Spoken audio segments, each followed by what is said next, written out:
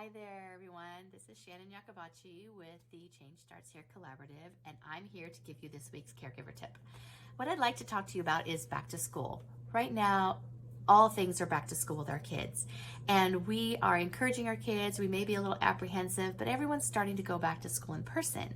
Well, with that happening, our kids are going to experience so many emotions and so many different things.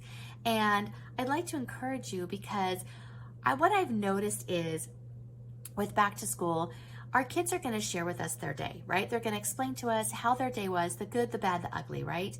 And when we hear about the good things, automatically we're like, great, that sounds fantastic.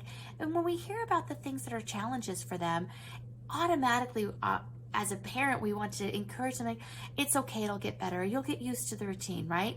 And we say things like, you've got this, right? You've got this. It's okay.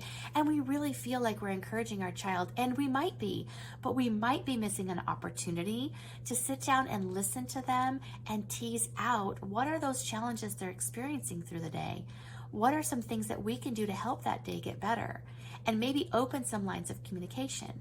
For example, I'll use my child as an example. My child started school for the first time in a long time, pretty much ever.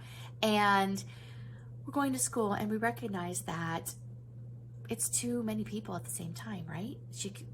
My child could not go to school when all the masses were coming in. So one of the things we talked about when it was super hard is when my child got home was, what made it easier to go today than it did yesterday? And it was because we went when there were no people. Oh, okay. So one of the things that I worked out was my child will show up 5 minutes late every day on purpose because we have to avoid the crowds. So I was able to listen to the concerns and listen and tease out what she needed in order to go to school. Another example could be interpreting how things are class rules, like in the classroom, right? What's going on? What's the interpretation of these rules? For example, maybe your child has an accommodation that they have access to snacks all day long, and you're being told by your child, they don't let me get my snacks. Well, instantly we can either get all upset, right? Or we can say, well, you should be getting that. Well, we can open a line of communication with the teacher and saying, hey, I'm hearing my child's saying they're not getting their snacks. Can you explain to me what's going on? You could very well get a, no, we let them get snacks, but your child hasn't asked for snacks.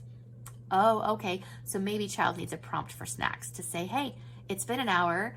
You might want to go ahead and get a snack. So just a small little encouragement for us as parents, as our children come home from the school day, one, giving them space to just say nothing, but when they do start to talk about their day, to really listen and to tease out the things that they say is bad and figure out ways that we can help them and encourage them throughout their day. I know we want to, as parents, to encourage them and give them that pep talk, but sometimes they just need to feel validated and heard, and that way it can help them navigate their school day the next day.